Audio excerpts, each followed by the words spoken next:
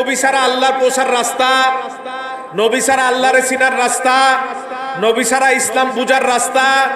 তো নবীরে যে চিনে সে আল্লাহকেও চিনে, ঠিক কিনা বলেন? নবীরে যে চিনে সে ইসলামও।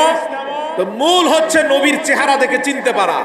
রাসূলুল্লাহ আরেক হাদিসে বলেছেন, আল কবরু রাউদাতুম মির রিয়াদিল জান্নাহ ওয়া হুফরাতুম মিন হুফারিন নার। কবরটা হয় জান্নাতের টুকরা হবে আর না হয় জাহান্নামের টুকরা হবে।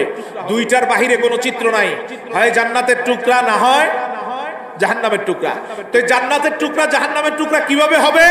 ওই নূরের চেহারা আপনার চোখের সামনে আল্লাহ তুলে ধরবেন, দিয়ে বলবেন, মান হাযার রাজুল, বলো নূরের চেহারার উনি কে?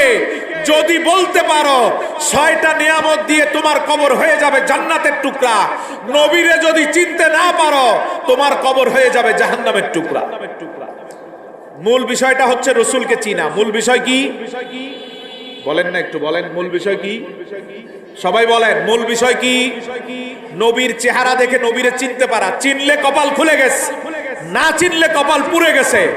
চিনলে 6টা নিয়ামত দিবেন নবীর কারণে আল্লাহ। কয়টা নিয়ামত? সেই মুসলিমের বর্ণনায় নবীজি বলেন, 1 নাম্বার নিয়ামত আফরিসুহু মিনাল জান্নাহ। নূর, নবীর নূরের চেহারাটা দেখে কোন ঈমানদার যদি চিনে ফেলতে পারে, ডাক দিয়ে আমার আল্লাহ বলবেন, রে ফেরেশতারা, আমার যেই বান্দাটা আমার রাসূলের নূরের চেহারা দেখে চিনে গেছে, তার কবরটারে আমি আর সাধারণ কবর রাখতে চাই না। এই মুহূর্তেই তার পিঠের নিচে জান্নাতের তোশক বিছিয়ে দাও। এতক্ষণ ছিল কি?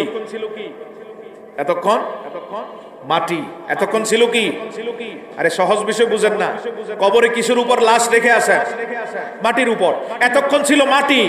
যখন রাসূলকে দেখে চিনে গেছে, আল্লাহ বলেন আর মাটিতে রাখা যাবে না, পিঠের নিচে মাটির উপরে জান্নাতের তোশক বিছিয়ে দাও।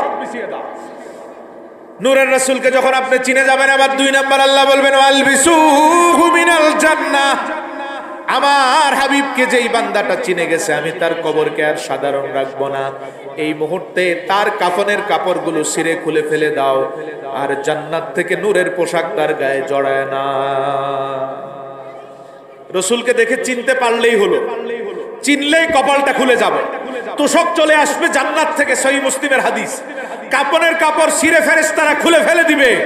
আল্লাহ বলবেন, জান্নাতের পোশাক দিয়ে শরীর আবৃত করে দাও। 2টা নিয়ামতের পরে আবার আল্লাহ বলতেছেন, সব আল্লাহর কথা।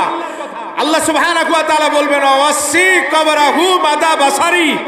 এখন তো 3.5 হাত বাই 2.25 হাতের কবর।